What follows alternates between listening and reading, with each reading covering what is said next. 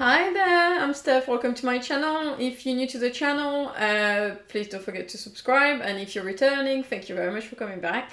So in today's video, I wanted to tell you about all the things that I feel would have been good for us to know before we had solar panels, or all the things we learned along the way that I think could be useful for other people. So I do have a little list because I don't want to lose myself. So just to give you a reminder or a summary, we have 12 solar panels. It's about 4.2 kilowatt system. I don't know what the inverter power is. And then we had a battery fitted that is not working, yay. It took a while. And the battery is about 5.7, 5.8 kilowatt, and the inverter is about 3.7 kilowatt. So let's talk about the things that I wish we'd known before. Before we had the solar panels, we did not know our roof was falling apart. So I know it's gonna sound ridiculous, but our roof looked fine until the day when our installer came to install the roof. And when he lifted the first few tiles, we realized something was wrong and the tiles were falling apart. There's like a membrane underneath. It looks almost like tar membrane, but I don't know what it was, but when you folded it, instead of just folding, it would crack. That's how bad it was. And we would have had problems in our roof eventually. So if you're getting solar panels, maybe ask your installer to double check if everything is okay from a tiles perspective. Apparently what happened to us is still quite rare. Our installer said I've never seen that, so yay. But you know, it's something to bear in mind. So maybe check your roof, make sure your joists are alright and stuff like that. Some stuff your installer will obviously check, but some stuff are kind of hidden. Until you kind of start lifting the tiles, you don't know they're going to fall apart. So it's a bit of a tricky one, but something to bear in mind nonetheless. We had asbestos in our roof. So the chimney breast was made out of asbestos. So we had to get a specialist asbestos removal, a man. And thankfully it didn't cost us too much because we were getting scaffolding for the house for the solar panels anyway. So it's really good if you have asbestos to coordinate with your installer to put together scaffolding fitted beforehand, and give you a bit of leeway so you can have an asbestos person come in, take it away, and they won't charge you for that, and then you get your solar panels done. We had proper bad ventilation in our loft, like really bad. The first year, I think it was the first winter, Chris went to the loft, it was dripping. And we didn't know if it was the insulation, because as soon as we moved into the house, we had the insulation in the floor of the loft redone. So no insulation under the roof, but you know, like you get into the loft and where the floorboards are, under you have insulation, then floorboards. So Chris did that as soon as we moved into the house. So we don't know if it was that or if it was the vent from the shower on the first floor that was leaking into the loft. But anyway, it was really drippy, terrible ventilation. And we took the opportunity of having solar panels redone. The installer was lovely and said, if you want, I can fit some like vent tiles. I can't remember the exact name. And it just helps the air go in and out. Turned out we needed a new roof, so we had a new roof and vent tiles. So our loft is like proper ventilated. But that's something to bear in mind that you might not have thought about because we didn't. So roof, asbestos. We have the solar panels on the roof there. We also have the inverter for the solar panel in the loft. The inverter for the battery, it could have been outside actually, but our installer was a bit unsure about that because of if it gets too cold or if it gets too hot. So having it in the loft is a bit risky. I think it's maybe more the batteries than the inverter. If it's in the loft and it gets too hot somewhere, it's a bit risky. If you put it outside, you have to build kind of like a little house around it or a box so that it doesn't get too cold. You have to bear this kind of stuff in mind, so you have to know if you have space or not. And I can't really film it, but our battery is about that big and about that high. So it's not like huge. Oh, sorry. And it's about that thick. So it kind of fits in the space, like we have it under the counter in the bathroom downstairs just here. It's under the counter, it's tucked away, and we can access it really easily if we need to, but it's not outside. So that's something to bear in mind as well.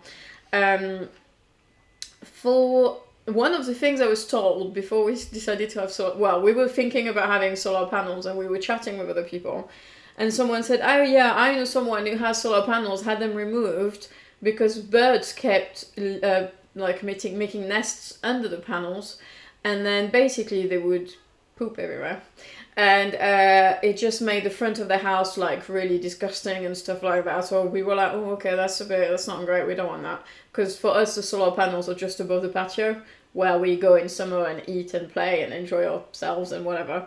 So we asked our installer, and you can actually get some sort of like, it's like a metal mesh, it's a bird cage, and it stops the bird. I mean, I don't know how tiny the gaps are. It stops most birds. I think if you had like a tiny baby bird, maybe you could get in there.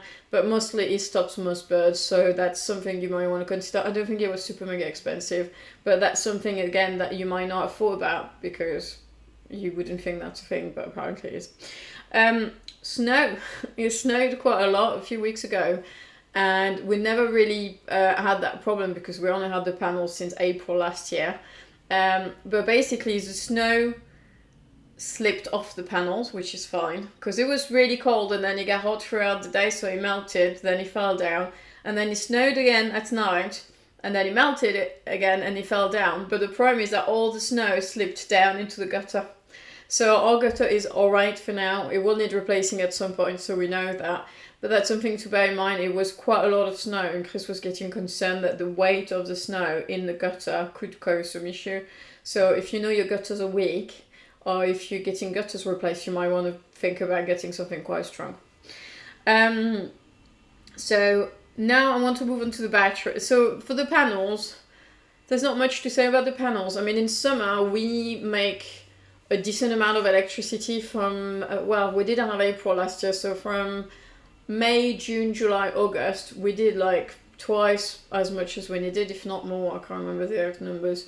From September, October, we did about the same amount that what we used. We didn't use everything, obviously you sell some back and you buy more. And then it's in winter that it goes down. So if you want more details, you can check out my other video. So I do a monthly update where I share how much we generated, how much we exported to the grid, and how much we took from the grid, to give you like a really good idea of, so we live in the West Midlands in the UK, but it will give you a good idea of how much you can expect to make. Obviously, every year is different. Some years are worse than other. Like this year, March has been pretty bad. It wasn't like that 2 or 3 years ago. So obviously, it's not like written in stone, but it will give you, you know, a rough idea of what you can expect. That's the solar panels. I think that's it really in terms of solar panels. You do. We have an app. Well, actually, we have 2 apps. So on our solar panels, there's an optimizer. And what I didn't realize is that the optimizer enables you to check how much electricity each panel is generating. So if you think, oh, I'm not making quite as much as I used to, maybe a panel is faulty, and the optimizer enables you to work out which one is faulty. So it's quite interesting to have, like, I think it's quite a good thing to have the optimizer. And then we have another app that tells us how much electricity we make in real time. So the graph is a bit like squiggly, but you know, you can look back and throughout the month you can see how much you made, each day how much you made, and at the bottom it tells you how many trees you've saved and stuff like that, which is still quite nice. So that's the app for the solar panels. And then in terms of battery, so our battery was fitted in Jan, but there was some issues, and it is now up and running. Basically, there was a part that was faulty, but nothing could really tell you that part was faulty unless you've tried to fix everything, and then you're like, okay, it must be that bit that's faulty. So our installer fixed that and put a part that's not faulty. We do have a problem with our inverter. It's working fine, but it beeps all day, so we're trying to sort that out. So I don't know what the solution to that problem is yet. When I do know, I will let you know, just in case that happens to you.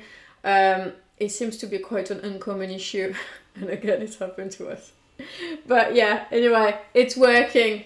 It's working. It's just beeping away, and because it's just behind me, behind that door that you can see just here, the inverter is in there.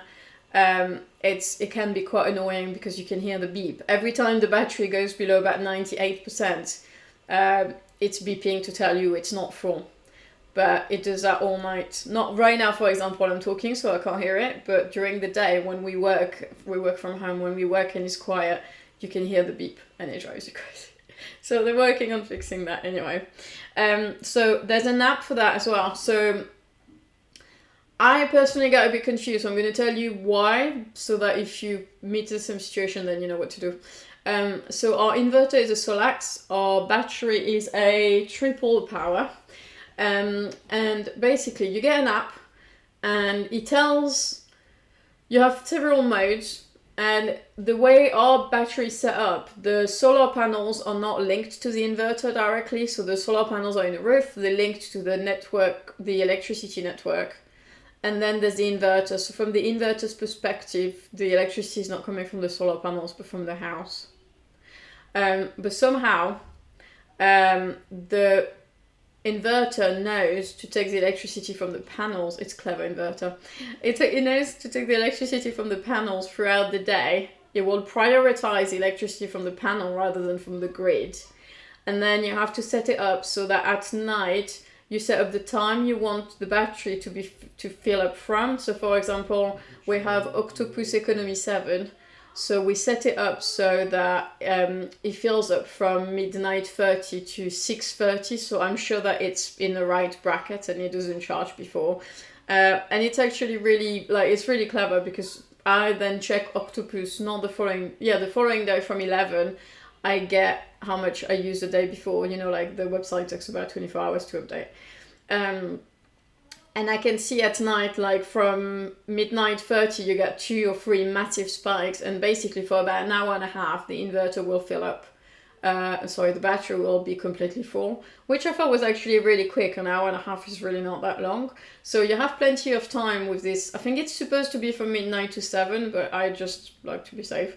In 7 hours, if you have as a 5.7 or 5.8 kilowatt system, you have plenty of time to fill up your battery.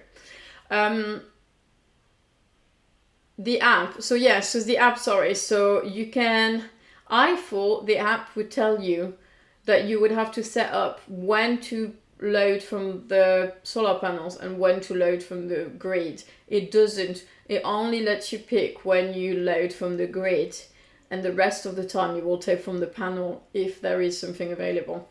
So throughout the day, so for example, I get up in the morning. I'm sorry, I might make it sound more complicated than it is, but I really struggled to get my head around it because I thought it was going to work slightly differently.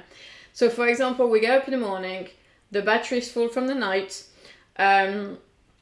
I start working at 8 and I start using electricity from the battery, particularly if I put a washing machine or something like that. So the battery will go down, but then about 9 o'clock, the solar panels will start a bit sooner than that really, but the panels will start picking up electricity, make electricity. So then it will go in and fill the battery. But then if it is a cloud day, it won't fill in the battery, the battery will just go down a little bit. So as you work, it just goes down and eventually the sun comes up and it fills up. So far, we've had enough with this 5 kilowatts to go through the day and night, because the days it's been cloudy, but it was all right.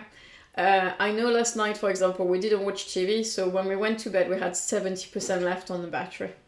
But I was quite disappointed on the first day, because when I checked, we used 10 kilowatts and I'm like, how on earth did we use 10 kilowatts? We didn't do very much.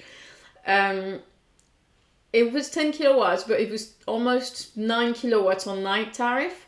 So just to give you a bit of background, the Economy 7 rate with Octopus, and I can only talk for Octopus because I've not been with other providers, it's 17 point something p, almost 18p per kilowatt at night, and 45.5p per kilowatt in the daytime. So even if you use about 9 kilowatts at night, it will be so much cheaper than you actually think. Even if it was 32p, it would still be quite a lot. It's almost like half of that. It's just a huge difference. And then if you think that when you sell your electricity, you sell it 15p. So we sell our electricity 15p. I'm assuming it's the same for everyone. Obviously, you have VAT on the electricity that you buy. There's no VAT on the electricity that you sell. But if you think that you pay about 18p for what you buy and you sell at 15, then in the summer you can virtually, not quite, if you make enough electricity, your bills could be down to zero. Like you could even be owed more money than you use in summer.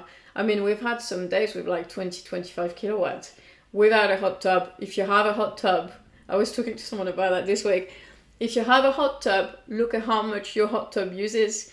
Because last year we had a hot tub, we had a Lazy Spa Paris, so not the newest ones, but not that old either. I had one day where it was on for hours because I put it on in the daytime, so it would take from the solar panel. Between the hot tub and the house normal consumption, we used 36 kilowatt hour in that day. 36, it's huge. It was huge. So if you have a hot tub, look into it. You might have some surprises. So yeah. So the inverter so far, the battery so far, it was working well. And even though we're still using more electricity than I expected, it's only March. The days have been quite poor. We've had one day at 15 this week and one day at 10. But we've also had days at 3 and 5.5. So it's very hit and miss at the moment. But yeah, the app, once you get your head around how it works, and then I also found that I was still putting some washing machines at night thinking, well, it's a cheap tariff, I should do it at night. But actually, if you can run your washing machine and your dryer in the daytime, on a day that's fairly not too cloudy, then instead of selling your electricity to the grid at 15 and then buying it at 18 at night, you just use your own electricity. And I know it sounds obvious, but when you get to that point where you have a battery and your brain gets all fuzzy, you kind of like, you need to reset and think, okay, what's the clever way of using a battery? And for me, it's that. I'm still learning. I might find that it's not ideal, but for now, we will do washing machine, dishwashers, dryer in the day. Also, in terms of consumption, we have a Beko dryer, or tumble dryer, and it was a grade B, but they changed the grades afterwards, so I don't know what it would be now, but not a B. I found that it used about 20 to 25% of the battery just for one load. And I use some of these eco balls that move around in the dryer, so it's supposed to help the hot air circulate and dry faster.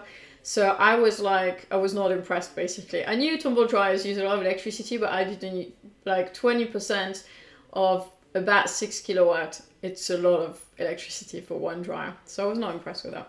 So some things to bear in mind as well. So I've talked to you about the tariff.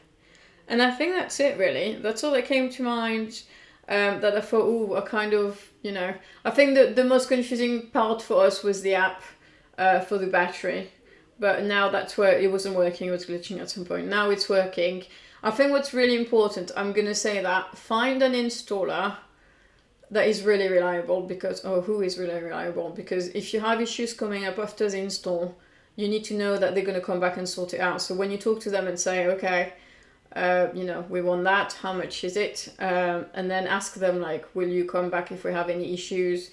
I mean, at the end of the day, like, I wouldn't know what to do if the solar panel stopped working. I'd have to call him back. I can't, they can access things remotely, so they can get they can get onto your app if you pass your login and they can access it remotely. But yeah, just find an installer who's reliable. I can't remember, I think there's a database of installers. So have a look on Google, I can't remember what it was called.